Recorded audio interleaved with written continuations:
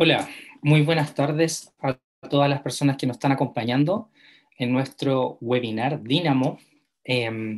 Es la tercera y penúltima charla que estamos compartiendo hoy dedicada al derecho y al emprendimiento. En esta ocasión queremos relevar la importancia de la propiedad intelectual y las distintas estrategias que existen para proteger el conocimiento, el intelecto y la creatividad de todas aquellas personas que están desarrollando o que piensan desarrollar un emprendimiento.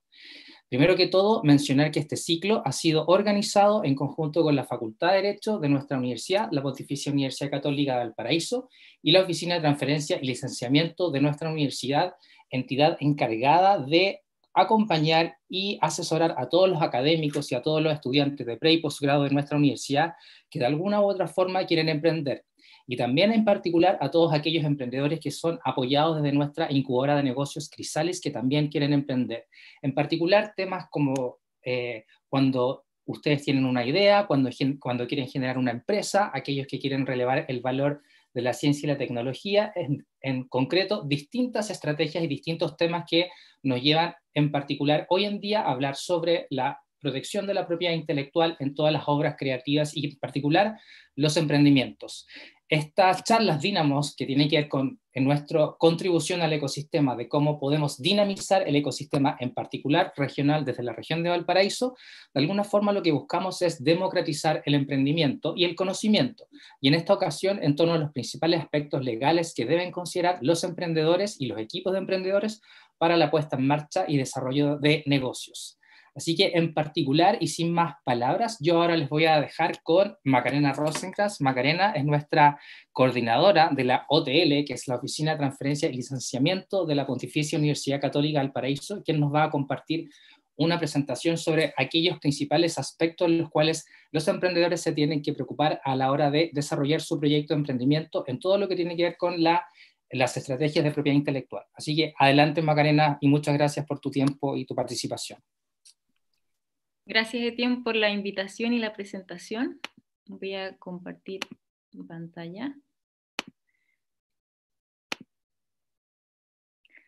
Bueno, como dijo Etienne, mi nombre es Macarena.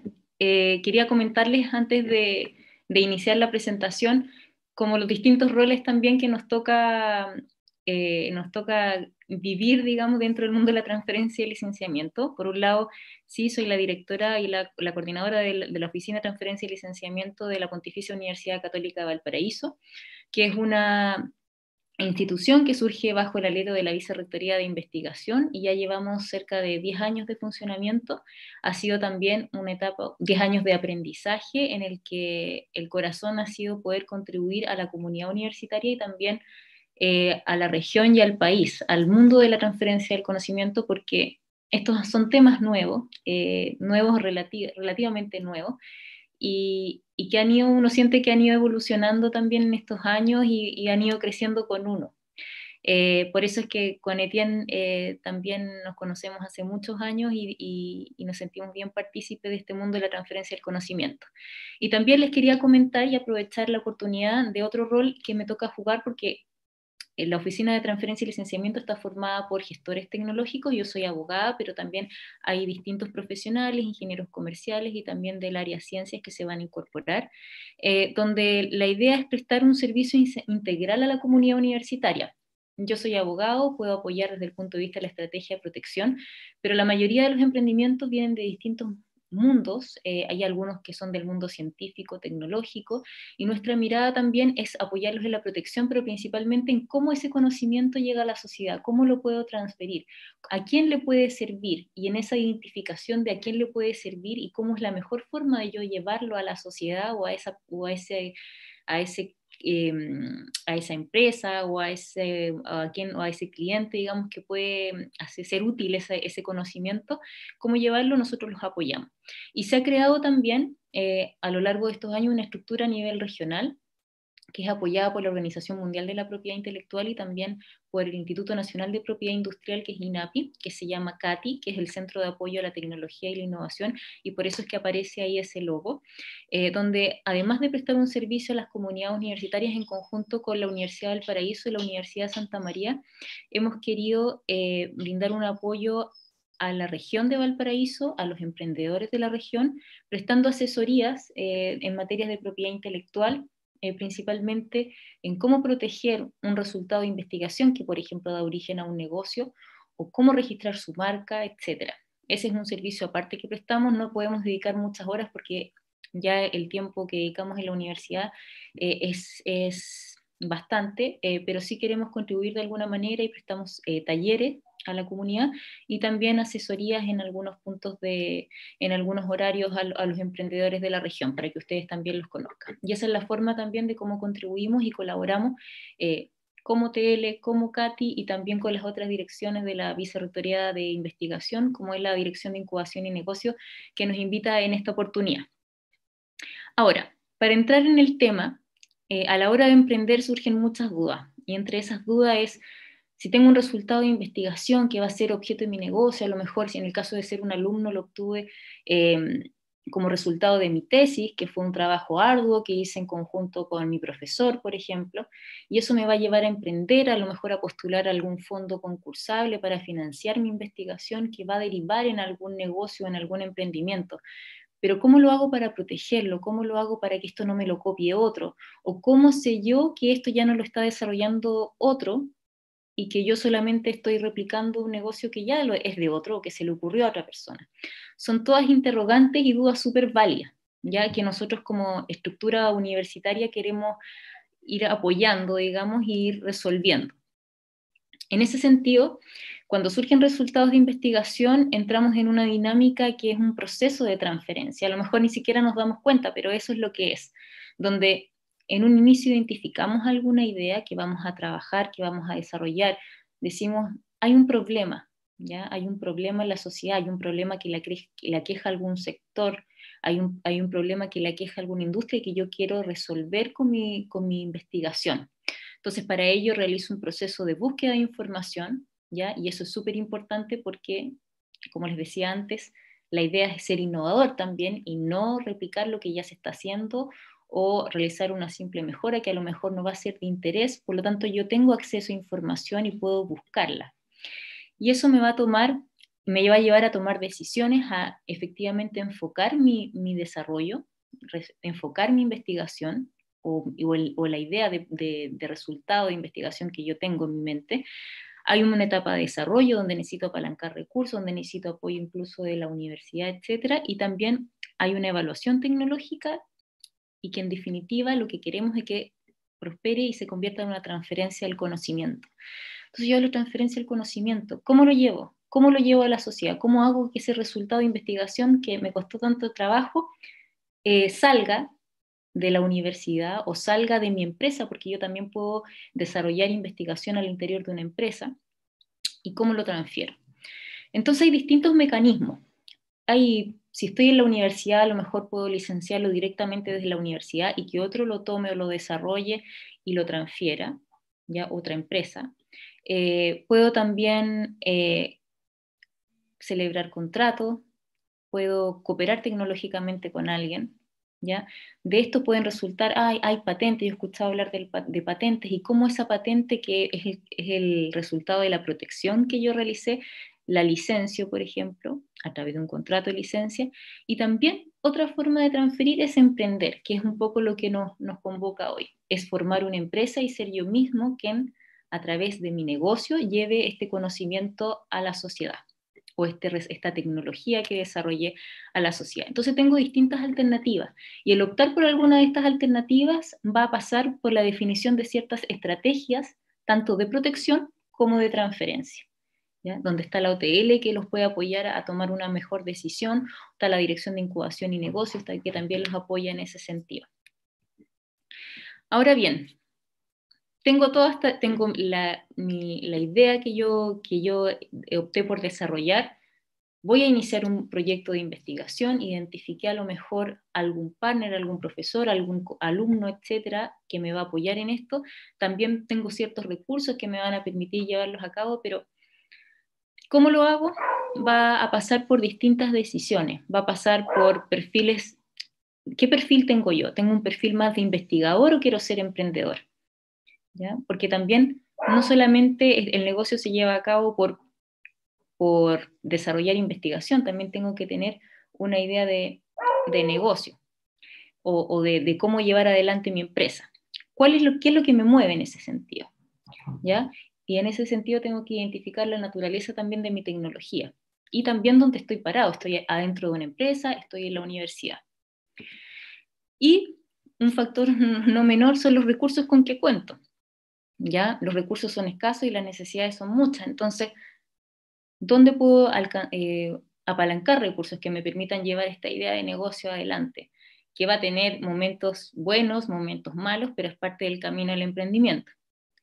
Y como les mencionaba antes, ¿qué mecanismo es pertinente para transferir? Y ahí quiero entrar al tema que nos convoca hoy, que es conveniente proteger la propiedad intelectual. ¿Ya? Tengo esta idea, no quiero que me la copien, a la vez si quiero que me ayuden, necesito comunicarla, necesito contársela a otro, tengo que ir al hotel y les cuento cuál es mi idea de negocio, tengo que ir a la Dirección de Incubación y Negocios y también estoy traspasando información, pero a la vez quiero que esto se mantenga en mi, que se mantenga en mi propiedad, que nadie me la copie.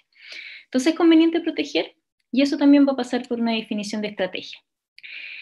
En cuanto a lo que les mencionaba, que somos nosotros los profesionales que otorgamos apoyo, evidentemente acá hay una obligación nuestra por el trabajo que nos convoca y que nos mueve a guardar confidencialidad de toda la información que nosotros recibimos. ¿ya? Por lo tanto, en ese sentido tienen que estar tranquilos que el apoyo que nosotros les entregamos en realidad está con la única intención de que puedan concretar su sueño o su idea y aconsejarlos en este camino. Ahora, desde el punto de vista de la protección, cuando a mí se me ocurre una idea, digo, voy a desarrollar este proyecto que resuelve a tal problema que le afecta a X. ¿Esa pura idea la puedo proteger? Y en definitiva la respuesta es no. La pura idea, lo que está en mi cabeza y que yo no manifiesto o no externalizo de alguna manera, no son protegibles. Aquí hablamos cuando de materia de protección son creaciones del intelecto que se materializan o se concretan en algún resultado, ¿ya? Que puede ser un libro, una tecnología, una obra musical, todo eso es creación intelectual. Por lo tanto, para que poder protegerla necesito externalizarla. Y todas estas formas, estas ideas o estos proyectos que yo estoy materializando, que estoy concretando, estos resultados que estoy obteniendo, ¿cómo puedo protegerlos? Y la respuesta es a través de la propiedad intelectual. Ahora, ¿por qué? Sé más o menos tengo el proyecto, lo estoy desarrollando, pero ¿por qué lo voy a proteger? ¿Qué me va a mover a hacerlo? En primer lugar, es importante recalcar que el proteger a través de las vías o mecanismos que me concede el derecho o la propiedad intelectual me permite aprovechar legítimamente beneficios, ¿ya? Porque en definitiva, yo al contar con esos derechos que vamos a conocer en resumen más adelante de la presentación, me permiten ser el dueño de esa creación del intelecto, el dueño de ese resultado de investigación, o por lo menos que se me considere como tal. Y en ese sentido, si yo tengo una empresa, el tener un activo de propiedad intelectual que se encuentra protegido por alguna de las vías que la ley permite hacerlo, me otorga una ventaja competitiva dentro de mis pares, ¿ya? Y un reconocimiento también, porque hay un esfuerzo innovador detrás, ¿ya? Esto, el obtener una patente de invención, el registrar una marca, es el reconocimiento de un trabajo de años que hay detrás probablemente. Por lo tanto, es un reconocimiento también dentro de mis pares. Estimula la innovación tecnológica porque cuando yo protejo algo por la vía de la propiedad intelectual, en algún minuto esa información va a ser pública. Y yo al tener acceso a esa información, me permite darme cuenta qué es lo que se está desarrollando en el área, qué es lo que se está desarrollando en esa materia, y en ese sentido van a surgir otras iniciativas que van a tender a mejorarla también porque las van a hacer más competitivas al interior de una empresa o en una misma universidad. Por lo tanto, estimula la innovación tecnológica. Y también me lleva a controlar los resultados e investigaciones de terceros, ¿ya? Hay a veces empresas que utilizan estrategias de protección, de proteger resultados de investigación muchas veces para parar la competencia. Ya no es como el ideal o considerando los recursos, pero algunos los hacen. Por lo tanto, permite también controlar resultados de investigación. Ahora bien, dijimos que ¿qué es lo que es la propiedad intelectual? ¿Qué es lo que protege la propiedad intelectual? Son las creaciones del intelecto humano que pueden ser en distintos campos, científicos, literarios, artísticos e industriales. Y en este esquema les quiero ejemplificar todas las formas o herramientas de protección que concede la ley. Es importante precisar, si ustedes ya han incursionado en temas legales o en normativas respecto a propiedad intelectual, que en nuestro país tenemos dos leyes importantes que regulan la materia. Está la ley de propiedad intelectual y la ley de propiedad industrial, ¿ya? Ahora, hay una mala denominación en nuestra legislación de denominar propiedad intelectual a la ley que regula derechos de autor. ¿En qué sentido? En que propiedad intelectual es un término amplio que comprendería tanto la propiedad industrial y los derechos de autor, ¿ya? Sin embargo, en nuestra legislación, derechos de autor está regulado por la ley que se denomina propiedad intelectual. Pero para efectos de este taller, la idea es que se queden con el mensaje de que propiedad intelectual involucraría tanto propiedad industrial y derechos de autor y derechos conexos. ¿Y qué comprende, por ejemplo, la propiedad industrial? Comprende las patentes de invención, marcas comerciales, indicaciones geográficas, denominaciones de origen, secretos industriales, etc. Eso es lo que comprende la propiedad industrial. ¿Y qué protejo, por ejemplo, con las patentes? Con las patentes protejo las invenciones, modelo de utilidad, diseños, dibujos industriales, esquemas o trazados topográficos. Con las marcas, hay marcas de productos, hay marcas colectivas, hay marcas de certificación. Lo que yo quiero transmitirles acá, no me puedo referir a todas por una cuestión de tiempo, pero que estas en general son las herramientas que confiere nuestra ley. Y yo cuando diseño una estrategia de protección no tengo que pensar que, tengo un solo resultado y solamente ese resultado lo puedo proteger por patente. O solamente por la vía del derecho de autor, que les voy a explicar que queda comprendido en derechos de autor, sino que en un mismo resultado de investigación pueden confluir distintas formas de protección. Por ejemplo, tengo la Coca-Cola. La Coca-Cola, que es una fórmula que nunca ha sido patentada porque la estrategia de la empresa fue mantenerla como secreto industrial.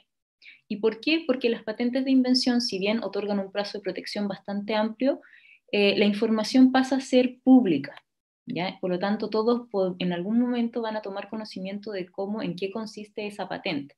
Por lo tanto, la estrategia de la empresa fue no patentar, sino que mantener la fórmula como secreta. Pero ¿cómo yo llevo al mercado esa Coca-Cola? Yo no la llevo el puro líquido, sino que va en una botella. Esa botella está protegida por otra forma de protección, que son, por ejemplo, los diseños industriales. ¿Ya? Ahí tengo dos formas. Y por otro lado está esa botella, pero esa botella tiene una tapa. Y en esa tapa, en la forma de cerrar esa botella, hay una patente de invención involucrada. Y también ese producto tiene un nombre. Tiene el nombre que se llama Coca-Cola. Y está protegido también o registrada esa marca en varios países, ¿ya? Entonces, en un solo producto van a confluir distintas formas de protección y así lo tengo que pensar cuando yo desarrollo un resultado, ya sea de investigación. Tengo que pensar no solamente en una sola forma de protección, sino que cuál es mi estrategia y todas las que pueden confluir en ella. Ahora, vimos que propiedad intelectual está conformada por lo que se conoce como derechos de autor.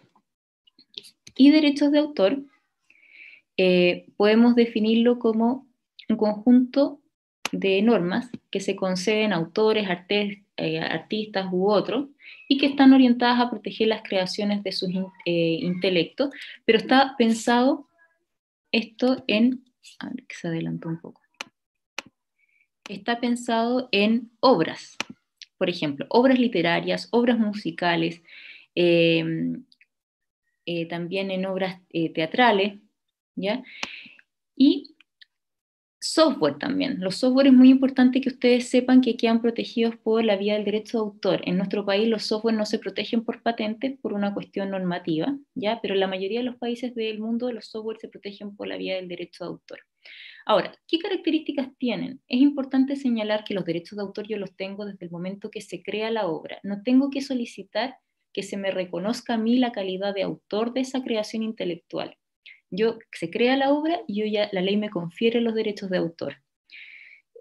Por lo tanto, en este caso, al no existir una concesión del derecho, existe lo que se denomina un registro, ya que me sirve de prueba a mí, que a partir de la fecha en que yo realicé el registro soy autor de esas obras, ¿ya?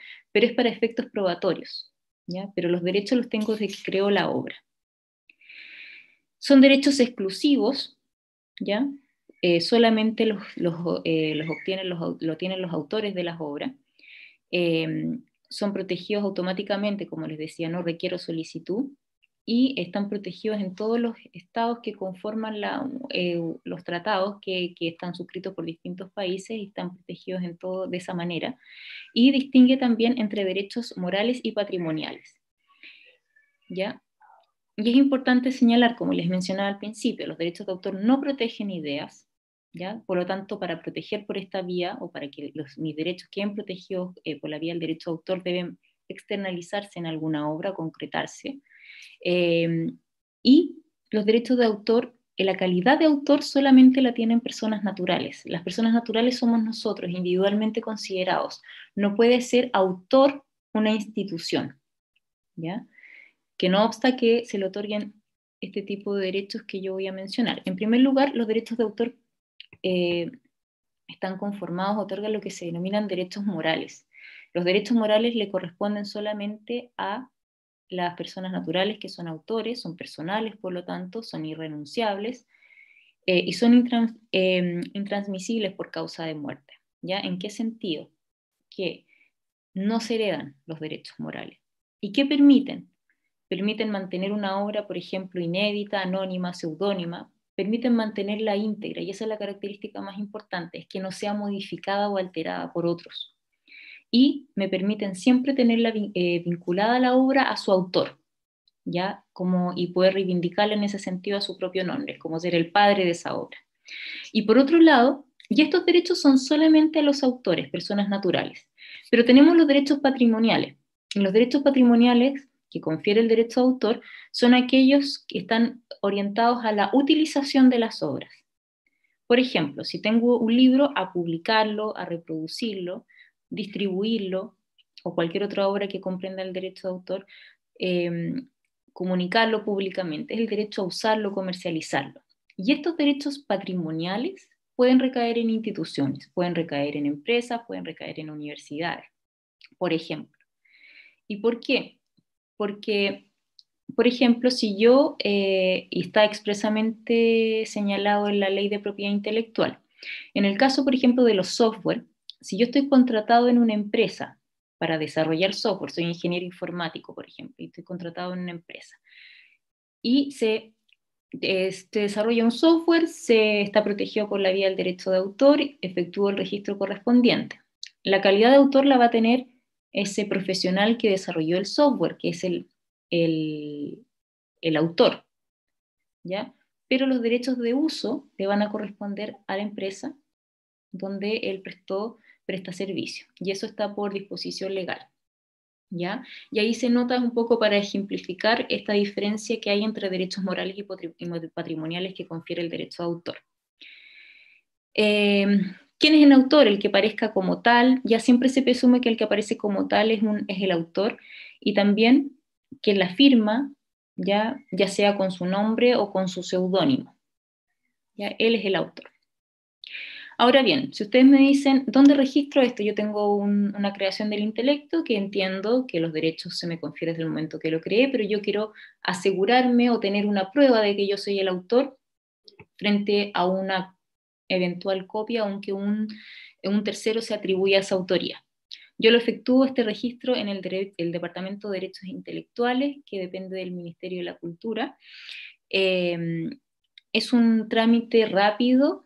¿Ya? Básicamente tengo que acompañar la obra que estoy tratando de proteger, si es un software, por ejemplo, cómo lo uso, detallar bien quiénes son los autores, quién tiene los derechos de autor, quién es el autor, quién tendría los eventuales derechos patrimoniales, que puede coincidir en la persona del autor, y el costo es bastante bajo, ¿ya? Generalmente es un porcentaje de una UTM, y desde que solicito hasta que se me concede, pueden pasar muy poco, unos 15 días aproximadamente, y lo puedo efectuar 100% online este trámite. Así que es una recomendación siempre a proteger también o registrar las obras que son protegidas por la vía del derecho de autor. Y el tiempo de protección es bastante extenso porque desde que yo creo la obra, estos derechos se me son otorgados durante toda la vida del autor, más 70 años después de su muerte, ¿ya? Y luego de su muerte, o sea, 70 años después de su muerte, ¿qué pasa cuando la persona muere? Los derechos patrimoniales, que son a los derechos de uso, son transmitidos a sus herederos, ¿ya? Y vencido el plazo de protección, todas estas creaciones del intelecto pasan a ser de dominio público, es decir, cualquiera puede hacer uso de ellas sin contar con la autorización del autor o de quien tenga los derechos, ¿ya? Eso, lo que vimos en esta primera parte, es lo que se denomina propiedad intelectual. Derechos de autor, que forma parte de la propiedad intelectual. Y la otra ramita de la propiedad intelectual es la propiedad industrial, ¿ya? Que tiene diferencias con la vía del derecho de autor, diferencias importantes, pero hay que considerar también cuál es el objeto de protección. Acá son diferentes. ¿Qué podemos analizar acá? ¿Qué podemos decir? ¿En qué consiste la propiedad industrial? Consiste en derechos exclusivos, ¿ya? Que otorga el Estado para usar o explotar invenciones, modelo de utilidad, diseños o dibujos industriales, esquemas o trazados, topografías, circuitos integrados, marcas, etcétera, y que realizan y crean personas naturales o jurídicas en un territorio. Entonces, a partir de la definición ya podemos detectar ciertas diferencias con las formas, con los derechos de autor, que es lo que analizamos en la primera parte. En primer lugar, yo este tipo de derechos que otorga la propiedad industrial no los tengo desde el momento que desarrollo una creación intelectual, ¿ya? Sino que yo tengo que solicitar al Estado que me otorgue ese derecho a través de una tramitación que puede ser, que es más extensa de todas maneras, que pasa por una serie de trámites, que implica invertir recursos, pero también va de la mano, digamos, con lo que yo estoy protegiendo. Y puede ser titular de los derechos de propiedad industrial personas naturales, individuos como nosotros, o personas jurídicas dentro de un territorio que son instituciones, empresas, universidades, etc. Es importante recalcar que es un derecho exclusivo y me otorga un monopolio. ¿Un monopolio en qué sentido? En que solo yo puedo hacer uso de ese derecho, ya que me otorgó el Estado. Ahora bien, ¿qué tengo que tener en consideración? Cuando yo efectúo una solicitud de protección por la vía de la propiedad industrial, en primer lugar, tengo que tener en cuenta que es una protección territorial, ¿ya? Yo la protección si yo realizo una solicitud en Chile, es para protegerla en Chile, no en todo el mundo, ¿ya? La protección se debe ir solicitando por país, no obstante, existen tratados internacionales que facilitan esta protección en países que forman parte de dichos tratados, uniformando, por ejemplo, las etapas iniciales que son más formales, de revisión más formal de las solicitudes, y después eventualmente igual tengo que ir ratificando en los países que forman parte de ese tratado donde yo voy a proteger específicamente. Me otorgan una exclusividad, como les mencioné, solo yo soy titular de esos derechos, y si alguien quiere hacer uso de esa invención, por ejemplo, que se protege a través de patente, tiene que contar con la autorización mía, que se puede otorgar por distintas vías, por ejemplo, una licencia, un contrato de licencia. Estos derechos, la protección no duran eternamente, sino que están limitadas en el tiempo. Dentro de las formas de protección, la más amplia es la que concede las patentes de invención, que son 20 años contados desde que se solicita, ¿ya? Y los trámites acá de solicitud pueden ser bastante extensos, pueden ser entre 3, 5, 7 años, me ha tocado ver. Por lo tanto, ese tiempo también se descuenta de esos 20. Son 20 años contados de la solicitud. Y en el caso de las marcas comerciales, que es otra forma de protección que otorga la vía de la propiedad industrial, el plazo de protección son 10 años, pero es la única forma de protección que me permite renovarlo ilimitadamente. O sea, cada 10 años yo tomo la decisión de si continúo como titular de esos derechos renovando esa marca o no. Y es importante también que este monopolio lo otorga el Estado, ¿ya?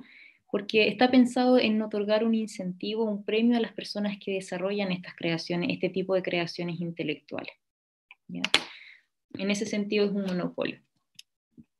Ahora bien, como les mencioné en el esquema que mostré anteriormente, ¿qué tipos de protección quedan comprendidos en la propiedad industrial? Marcas comerciales, secretos empresariales, topografía de circuitos integrados, indicaciones geográficas, denominaciones de origen, diseños industriales, modelos de utilidad, variedades digitales y patentes de invención. En virtud del tiempo y por interés también, o de las formas de protección más amplias, me voy a enfocar en secretos empresariales, que es una forma, una estrategia que puede adoptar una empresa, por ejemplo, o una institución, de cómo proteger su creación intelectual. En las patentes de invención, que es la forma de protección que se denomina más perfecta por su amplitud en cuanto a derechos que otorga y plazo de protección también que concede, y las marcas comerciales, ¿ya? Que son sin duda a la hora de emprender de gran utilidad, que siempre pueden proceder y que en definitiva van a posicionar mi negocio o dentro del público. Ya es muy importante la marca comercial, y como les mencioné antes, siempre se puede renovar. Las marcas comerciales quedan comprendido dentro de lo que se ha agrupado como signos distintivos, ¿ya? Junto con las denominaciones geográficas, indicaciones de origen, que forman también parte de la protección por la vía de la propiedad industrial. Ahora bien, si yo soy una empresa, ¿ya? No quiero que mi desarrollo sea nunca conocido en detalle, cómo llegué a mi producto, cómo llegué a ese procedimiento, cómo llegué a esa tecnología. Por lo tanto, mi estrategia va a ser mantenerla en secreto, ¿ya? En definitiva, esto me va, ¿por qué lo hago? Porque de acuerdo a lo que he analizado, me proporciona a lo mejor una mejora, una ventaja competitiva y me permite mantenerlo en reserva para evitar que otro pueda llegar a un resultado igual o mejor al mío. En este sentido, si yo adopto esta estrategia, también tengo riesgos. ¿Por qué tengo riesgos? Porque el secreto va a durar mientras se mantenga como tal, ¿ya? Por lo tanto, si se mantiene indefinidamente, bueno, eso va a durar, digamos, la protección por secreto. Pero en el momento que se va a conocer, hasta ahí llegó el secreto y va a ser de conocimiento público. Por lo tanto, si yo opto por secreto empresarial, tengo que tomar los resguardos necesarios para ello, con todas las personas que tienen acceso a la información, ¿ya? Por lo tanto, siempre es recomendado celebrar acuerdos de confidencialidad, ¿ya? Con las personas que, por ejemplo, trabajan en mi empresa o que van a participar en el co-desarrollo mientras estoy investigando, porque, y de hecho, si ustedes van a una empresa, muchas incluso en distinto, no todas las áreas van a estar al tanto en qué consiste la fórmula de la Coca-Cola. Muchas veces muchos empleados no tienen ni idea, sino que y se van tomando los recuerdos en ese sentido, de acuerdo al área en el cual me voy desempeñando. Pero siempre es importante la confidencialidad y celebrar acuerdos de este tipo, ¿ya? Hay distintos ejemplos, la Coca-Cola es uno como les mencioné. Y bueno, ahí en esta diapositiva sale, es muy importante, digamos, las medidas que yo voy tomando para mantenerlo como secreto. Y también debo marcar o rotular los documentos que digan confidencial. Incluso al interior de la empresa, por ejemplo, se toman prácticas hasta los correos electrónicos, se indica confidencialidad de la información. Y muy importante es que mientras estoy en la etapa de protección, ya sea como patente, por ejemplo, u otra forma, es mantener no publicar la información, ya hasta que se proteja. Y también, esa es una forma, esa es una estrategia, que son los secretos empresariales. Pero también yo puedo adoptar otra forma, yo digo, no, en realidad aquí hay un desarrollo importante que cumple los requisitos que vamos a ver más adelante, por lo tanto mi estrategia va por protegerlo por patente de invención. Entonces, por ejemplo, acá tenemos un producto líquido, sólido, semisólido, que es aplicado en las frutas y verduras y consiste en un método y preparación del uso para mantener hidratado el producto, ¿ya? Este producto se protegió por patente. ¿Y en qué consiste? En primer lugar, antes de hablar de patentes, tenemos que decir que es un derecho exclusivo que otorga el Estado, como todas las formas de protección que otorga la propiedad industrial, ¿ya? Y para que sea protegido por patente, mi desarrollo, mi invención debe cumplir con las características de ser nueva, que tenga nivel inventivo y que tenga aplicabilidad industrial, que son los 3 requisitos que deben concurrir. Si no concurre uno de estos 3 requisitos, no voy a poder proteger por patente de invención. La vigencia de las patentes, como les mencioné, es de 20 años contados desde la fecha de presentación y no son renovables. Es decir, transcurridos los 20 años, la patente de invención pasa a ser de conocimiento público. Ya cualquiera puede usar esa invención, ese producto que está protegido, esa tecnología que está protegido por patente. Ahora, cuando hablamos de los requisitos de patentabilidad, esto es súper importante y es acá donde muchas veces, a pesar de que tenga toda la ilusión o las ganas de proteger, no voy a poder hacerlo, incluso a veces por errores que cometo. Por ejemplo, la novedad es el primer requisito que me exige la ley para poder proteger por patente. Y la novedad consiste en que esta invención no se haya dado a conocer de ninguna manera, ya que no exista en el estado de la técnica. Ya el estado de la técnica es todos los desarrollos o las patentes o la información con que yo cuento, ¿ya? Pero si yo he publicado de alguna manera, y la ley es súper amplia en eso, ya no basta solamente con con haber presentado, con haber, por ejemplo, escrito un paper, sino que a veces, por ejemplo, es haberla presentado en un congreso o en algún acto público. Esta invención que yo quiero proteger por patente, eso forma y queda comprendido dentro de lo que la ley dice publicado. Por lo tanto, mientras yo no inicie el trámite de protección, no debo haberla dado a conocer de ninguna manera, públicamente. Ese es el primer requisito, novedad, que no exista. En segundo lugar, que tenga nivel inventivo. Y esto hace alusión a que cualquier persona que entienda en la materia no le resulte obvia, ya que no sea, por ejemplo, cambiar A por B. ¿Ya? Y esto lo saben los entendidos. Entonces, por ejemplo, si yo voy a proteger, tengo un resultado de una tesis de un alumno que da lugar a un procedimiento, por ejemplo, aplicable al área de la minería. Es nuevo, sí, pero si yo he publicado y antes de proteger publiqué un paper. Ya, el primer requisito se cayó porque no cumplí, lo di a conocer. Y para determinar el nivel, ya, supongamos que no he publicado, cumplo con el primer requisito. Vamos al nivel inventivo. Acá yo puedo hacer, como es algo que analizan las personas entendidas y en el Instituto Nacional de Propiedad Industrial, que es donde efectúo este trámite de solicitud, hay personas que son entendidas en el área. Y, por ejemplo, yo puedo aquí cruzar información, puedo tomar 2 publicaciones que ya existan y concluir que esto resulta obvio, ¿ya? Y hacen que este requisito se caiga. Y el tercer requisito es que sea aplicable en la industria. ¿Por qué? Porque es una invención orientada a solucionar un problema que existe en el estado de la técnica. ¿Ya? Por lo tanto, debe ser susceptible de aplicado y debe ser útil a la industria. Y, por supuesto, no estar excluido de protección porque hay ciertas creaciones del intelecto que por ley están excluidos de proteger por patente. Por lo tanto, no debe estar dentro de ese grupo. Si cumplo los requisitos, puedo proteger por patente. Mi consejo: una patente de invención agrega valor en mi emprendimiento, agrega valor en mi empresa. ¿Ya? En primer lugar, cuento con un derecho exclusivo y esa patente forma parte del activo de mi empresa. Es un aporte que tiene un valor. ¿Ya? Por lo tanto, siempre es recomendable, si la estrategia de la empresa está dentro de la estrategia o las líneas de la empresa, de si puedo proteger por patente, realizar este trámite y esfuerzo. Son años. Hay que invertir recursos, sí hay que invertir recursos porque va a también pasar por mi estrategia de comercialización, en qué países yo quiero presentar la solicitud de patente. A lo mejor no solamente me quedo con el mercado chileno, sino que tengo que ir al extranjero. Y eso también va a implicar más recursos, tiempo, pero en definitiva vale la pena por los derechos que me otorga y el valor que le agrega a mi empresa. Eso es por un lado. Por otro, es el que mayor años de protección otorga. O sea, son 20 años no renovables, pero dentro de las formas de protección otorga un mayor amplitud de protección en cuanto a años.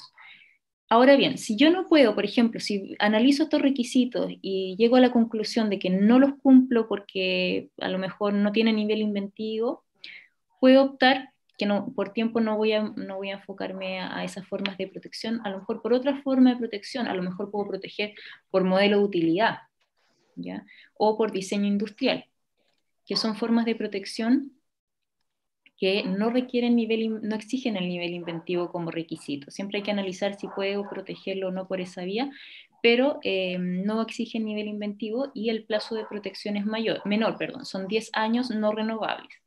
Pero siempre al evaluar la estrategia no solamente tengo que quedarme como, no puedo proteger por patente, no hago nada más, tengo que evaluar si queda comprendido o es posible o factible proteger por otra vía. Y también me quiero referir en esta oportunidad a las marcas comerciales. ¿Ya? Las marcas comerciales, yo siempre a la hora de poder asesorar a algún emprendedor o a alguien que estaba realizando su estrategia de protección, es incorporar la marca. La marca, en definitiva, consiste en todo signo visible, novedoso, característico y susceptible de representación gráfica que permite distinguir en el mercado un producto, un servicio o un establecimiento comercial. ¿Ya? Por lo tanto, si yo no puedo proteger no importa que a lo mejor no solamente voy a desarrollar conocimiento que lo puedo transferir, porque eso es importante mencionar, que si yo no puedo proteger por alguna de estas vías, igualmente se puede transferir el conocimiento y comercializar. Pero la marca es la que me va a posicionar frente a mis pares, la marca es la que me va a posicionar en el mercado y que en definitiva me va a dar a conocer y que va a llevar a que la gente me prefiera, ¿ya? Porque esa marca me va a individualizar el producto, el servicio, el establecimiento comercial que yo generé. Ahora bien, ¿qué requisitos deben existir para registrar una marca comercial? Debe ser distintiva y no debe inducir engaño, ¿ya? Hay otras, la ley señala o especifica otras exclusiones de protección, pero en principio digamos quedémonos con eso. Y es la única forma de protección que permite renovar el plazo. Ya son 10 años contados desde su solicitud, pero renovables. Cada 10 años puedo seguir renovando si esa marca la estoy usando. ¿Ya? A lo mejor ya no es de mi interés al pasado 10 años, 20 años, seguir registrándola porque ya no estoy comercializando, porque a lo mejor vendí mi tecnología, etcétera. Pero, pero si en definitiva la estoy usando, siempre es recomendable eh, registrarla. El ejemplo típico, todas aquellas tecnologías que han sido patentadas y que después pasan porque el periodo de patente expiró, pasan a dominio público, muchas veces el mercado las sigue prefiriendo por la marca que hay detrás. ¿Ya? Y así, por ejemplo, pasa con la aspirina, ¿ya? El compuesto el compuesto de la aspirina ya es de dominio público, ¿ya? Ahí lo venden como genérico actualmente, pero muchas veces la gente sigue prefiriendo la aspirina por la marca aspirina, ¿ya? Un poco para que visualice la importancia de la preferencia en el mercado. Ahora bien, ¿qué tipos de marca existen? Hay distintos tipos. Una de ellas es la marca denominativa, que consiste solamente en un nombre. Nike, Honda, Google, es el nombre, ¿ya? Y que está formada por una o más palabras y pueden no tener un significado, pueden combinar letras o pueden combinar números, por ejemplo, letras y números. Y a lo que voy es que solo el nombre, y existen marcas de ese tipo.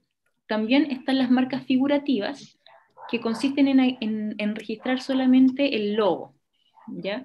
Son etiquetas o figuras, imágenes que pueden tener combinaciones de colores o símbolos o dibujos. Y aquí, por ejemplo, ahí están ejemplos de eso, el logo de Nike, ¿ya? O de Honda, etc. Y también están las marcas mixtas, que van a combinar el nombre y el logo, ¿ya? Y corresponden a esa combinación de nombre y etiqueta. Y generalmente las marcas son registradas de esa manera. Cuando yo las registro de esa manera, tengo que ser súper explícito, sobre todo aquellas que incorporan el logo, cuál es el color, cuál es el tipo de letra, etcétera. No puedo ser general así como hay que escribir, es un fondo blanco con letras negras que tienen una imagen que consiste en un visto, por ejemplo, eso. Y el que yo puedo usar esa marca solamente es el que tiene esas características, ¿ya? No puedo después andar cambiando las letras, el color y todo, porque el que yo registré es ese. Eso en principio. Y también las marcas se registran por clases, ¿ya? Existen distintas clases que aluden a productos, a servicios y establecimientos comerciales. Y dependiendo del producto, yo voy indicando. Por ejemplo, hay 45 clases.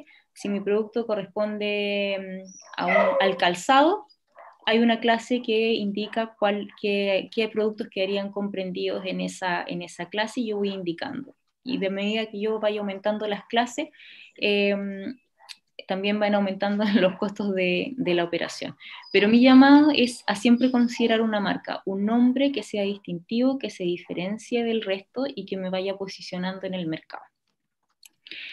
Todo esto pasa por definir la estrategia de protección. Y yo al definir, cuando les hablo de la estrategia de protección, tengo que tener en consideración distintos aspectos. Entre ellos el ciclo de vida del producto, la duración de la protección, los derechos de propiedad intelectual y también cuál es mi mercado, a dónde quiero llegar, a dónde voy a comercializar. Todo eso también es importante considerar que la estrategia de protección va de la mano con la estrategia comercial, no las tengo que ver aparte o de manera independiente. ¿Ya? Y en todas estas materias que resumidamente les he indicado, podemos apoyarlo nosotros, ya sea como TL, como CATI y en conjunto, por supuesto, con la Dirección de Incubación y Negocio. Ese es mi correo electrónico por si me quieren contactar y agradezco la invitación, Etienne, a este taller. Perfecto. Muchas gracias, Maca, por una vez más. Esto yo siento que es como una clase magistral y de cultura que creo que nos falta mucho y en particular a los emprendedores. Siempre llegan a nuestra dirección de incubación y negocios y en particular a la incubadora de negocios Crisal y decir, bueno, ¿cómo lo hago? ¿Qué tengo que hacer? ¿Por dónde parto? ¿Quién me ayuda? ¿Dónde voy primero?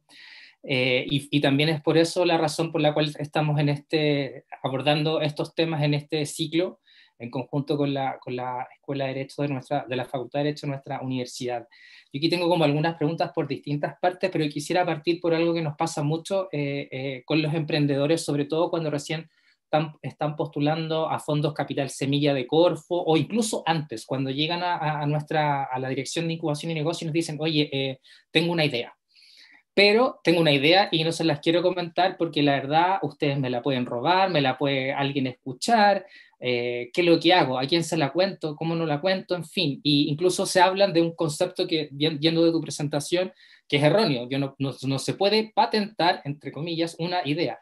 Por lo tanto, la primera pregunta es, ¿qué consejos tú le puedes dar a los emprendedores para que se abran, para que compartan lo que están pensando y que en instituciones o en unidades como las de nosotros confíen y que aquí nadie va a salir llevándose los honores y los premios de lo que está haciendo? Sí, esa aprensión tiene súper, a nosotros nos pasa también mucho y es natural, o sea, eh, para un inventor, para alguien que desarrolla una creación intelectual, ese resultado es un tesoro, ¿ya? Y nosotros también lo consideramos así. Y por eso es que queremos apoyarlos también a tomar mejores decisiones en la área que a nosotros nos compete, porque en lo técnico o el quien la desarrolló, los expertos son el inventor, el autor, la persona que esté detrás. Nosotros los apoyamos en todo lo que es la gestión. Pero en primer lugar, nosotros, por pertenecer a una institución, por estar dentro de la universidad, tú en la dirección, yo en la OTL, tenemos una obligación de guardar confidencialidad, que ese es como el punto primero que digamos que está en nuestros contratos, ¿ya? Por lo tanto, toda la información que recibimos la consideramos como tal y nosotros, nuestro objetivo también es poder apoyarlos y llegar a esa protección eventualmente o llegar a ese emprendimiento y que tenga éxito. Por lo tanto, cualquier descuido nuestro va a entorpecer eso y la idea es lo contrario. Ahora, por otro lado, esos somos nosotros que prestamos servicio para que eso sea posible, pero igual un consejo. Si yo, por ejemplo, voy a levantar financiamiento a una empresa o algún inversionista, siempre es importante celebrar acuerdos de confidencialidad. Son documentos simples, es una práctica habitual. Nadie me va a mirar raro porque yo digo celebremos un acuerdo de confidencialidad o como el desconfiado, sino que al contrario, esto es una práctica habitual y que demostrativa también de que vengo más preparado, que sé, digamos, a lo que me estoy enfrentando. Así que esa es una buena práctica. Y también yo puedo publicar algo, dar a conocer, por ejemplo, indicando, este es el problema, yo quiero solucionarlo de esta manera sin contar detalles, ¿ya? Eso también lo puedo hacer, ¿ya? Y no va a significar, digamos, que entorpezca algún proceso de protección.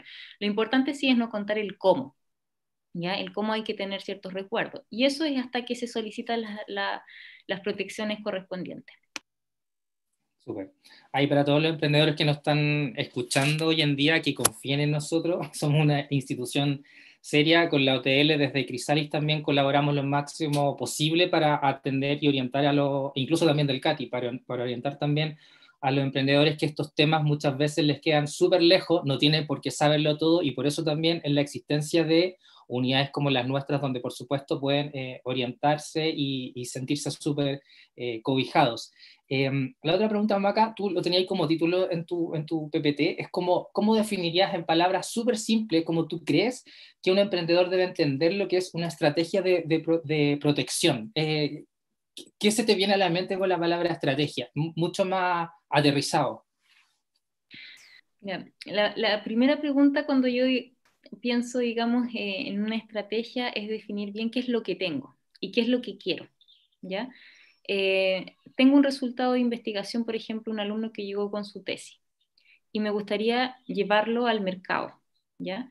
Y en ese sentido tengo que evaluar estrategias, ¿ya? De cómo a lo mejor protegerlo, cómo a lo mejor comercializarlo. Entonces, cuando hablamos de estrategia de protección, nos estamos refiriendo a qué herramientas de las que otorga la ley en cuanto a protección pueden tener lugar o pueden proceder en este resultado de investigación, ya si es que yo quiero proteger eventualmente. Entonces, el llamado un poco es como analizarlo en detalle, porque como les mencioné, que en un resultado de investigación, en algún producto, en alguna tecnología, pueden confluir distintas formas de protección. Entonces, es no dejar ninguna fuera o enfocarme en aquellas que son de mi interés. ¿Ya? De acuerdo, porque aquí también hay que evaluar recursos, o sea, esto no es gratis. ¿Ya? Entonces también tengo que ver con qué capacidad monetaria cuento, qué puedo levantar y ver qué forma de protección es la que más me conviene y eventualmente si tengo los recursos para abarcar más de una, es ver cuáles de todas cumplirían mi resultado, el requisito para que proceda.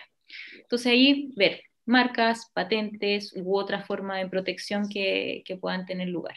Y siempre de la mano es considerarlo con la estrategia comercial, que es a dónde o a quiénes quiero llegar y en qué partes están esas personas, que pueden estar en un país o en muchos. Entonces también esas estrategias tienen que ir de la mano. Vale, gracias. Y todos los emprendedores que de alguna forma son asesorados desde la PUCB e incluso que están, que necesitan orientación en todas sus dudas y también consultas. Bueno, esta es uno de los principales objetivos de las charlas Dínamo, de democratizar el conocimiento, compartir todo lo que sabemos nosotros desde la Vicerrectoría de Investigación y Estudios Avanzados de nuestra universidad y sus distintas unidades para orientar, por supuesto, al emprendedor y en particular a aquellos que están en las regiones en las cuales tenemos alcance. Así que siéntense súper acompañados y cobijados de que sí los podemos ayudar y orientar y no lo tienen por qué saber todo cuando entran en estas dudas de qué es lo que hago, qué es lo que no hago y qué es lo que mejor tengo que hacer, según las palabras de la Maca cuando nos definía lo que es una estrategia. Tengo una pregunta de Roberto. Ahí Roberto escribió si se podría proteger un desarrollo de aplicación de sistemas Android y sistemas iOS. Eso más tiene que ver con temas de registro. Sí, básicamente acá lo que les mencionaba es que lo que se puede proteger es el software que está detrás. Y en ese sentido, la vía de protección en Chile y en la mayoría de los países del mundo es por la vía del derecho de autor, ¿ya? Ahora, en Estados Unidos y Japón yo puedo patentar también. Por lo tanto, si mi mercado está allá, tengo que evaluar también una patente. Y por lo tanto, tener cuidado con lo que divulgo previamente, porque si bien hay un detalle importante que no mencioné, es que si bien las protecciones son territoriales, que comprenden el país donde yo solicito la protección, el tema de la novedad se analiza a nivel mundial, ¿ya?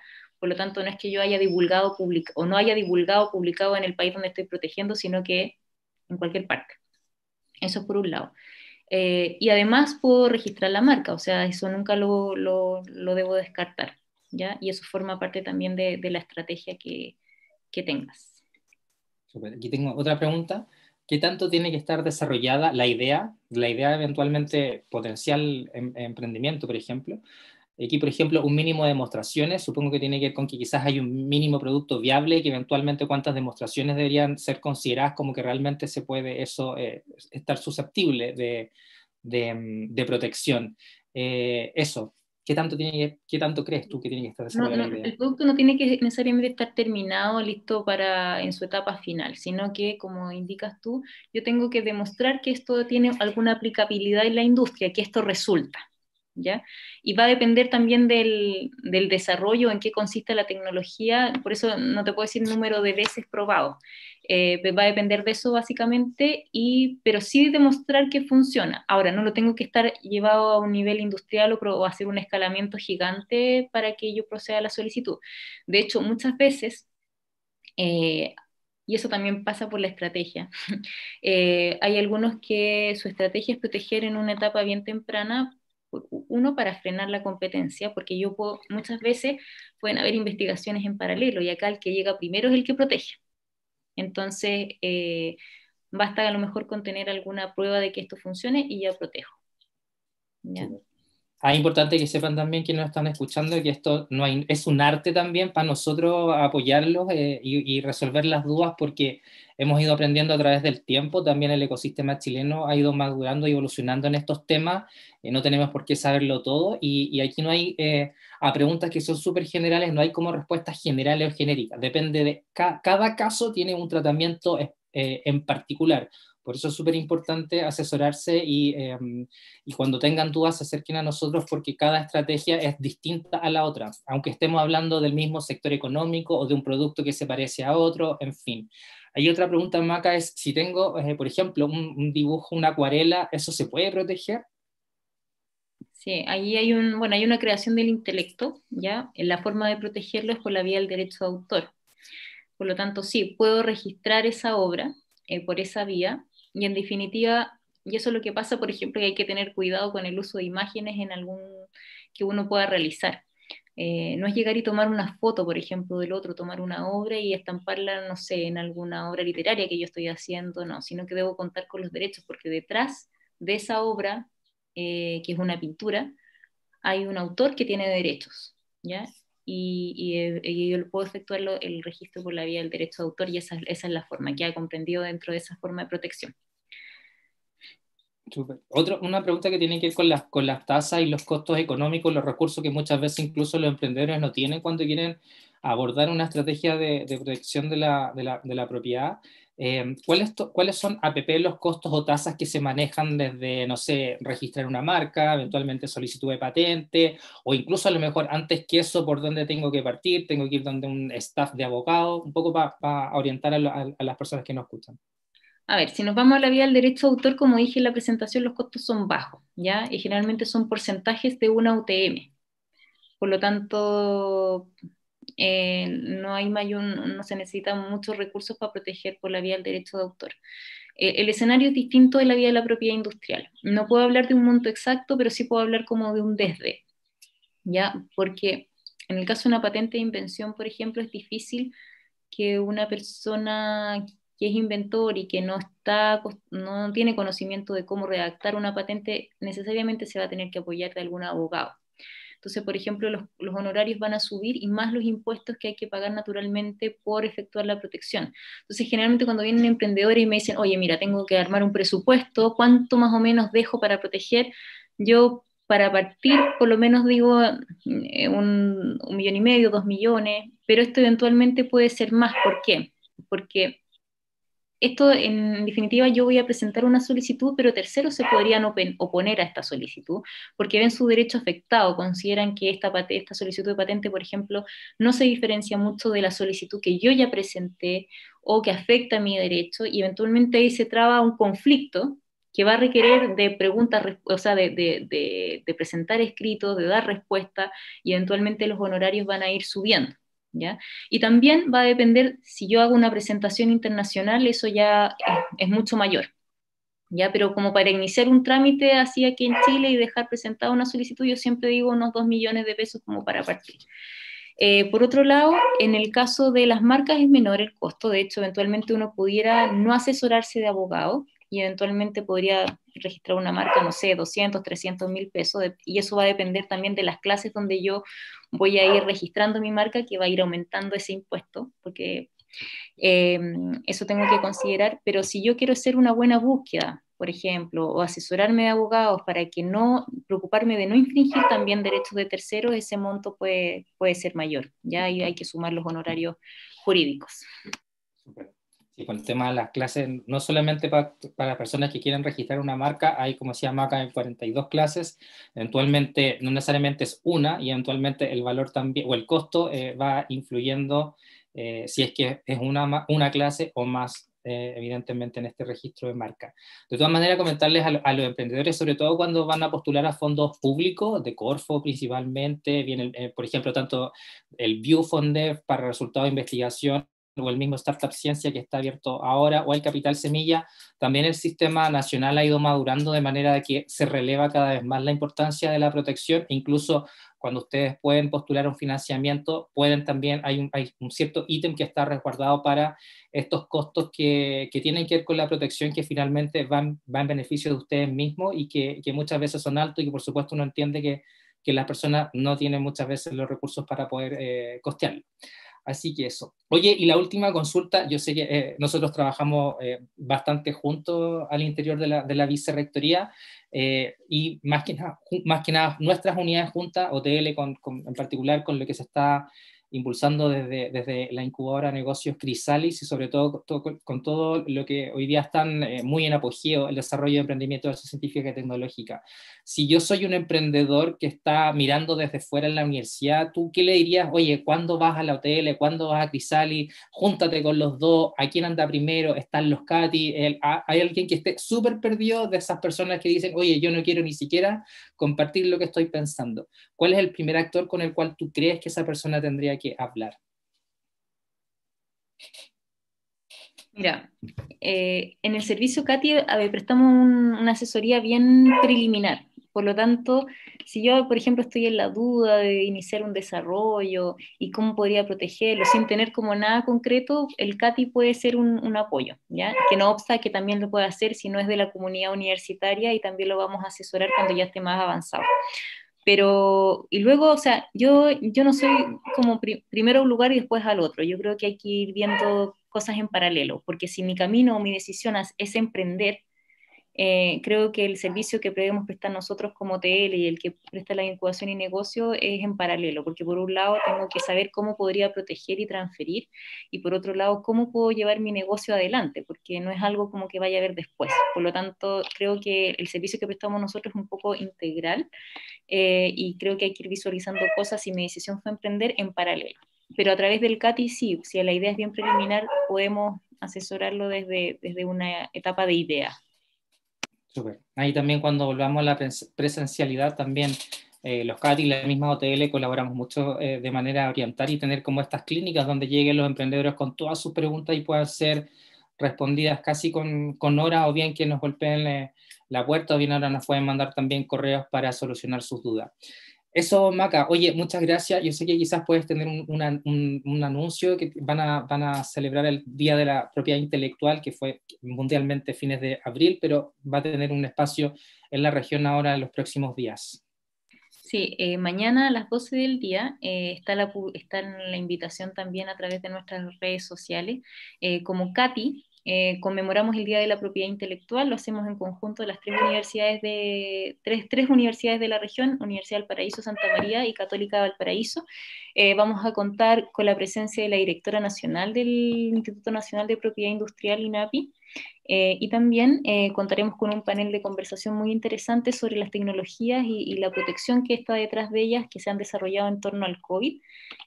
Por lo tanto, están cordialmente invitados para mañana 20 de mayo a las 12 del día por esta misma vía online Zoom. Sí, hay muchas Gracias. gracias, Maca. Síganos en todas las redes, también está la Maca lo tenía en la presentación de las redes sociales también de la OTL y del CATI de la región, donde también está esta actividad. Bueno, muchas gracias, Macarena, en representación de la Oficina de Transferencia y Licenciamiento de nuestra Pontificia Universidad Católica de Valparaíso. Espero que todas las personas que nos escucharon hayan salido con un poquitito más de conocimiento de estos temas, que si bien son densos, pero para eso estamos nosotros, para apoyarlo y aconsejarlo y sugerirles las mejores estrategias cuando tengan que afrontar lo que es la protección de la propiedad intelectual, o bien la protección de la propiedad industrial e intelectual.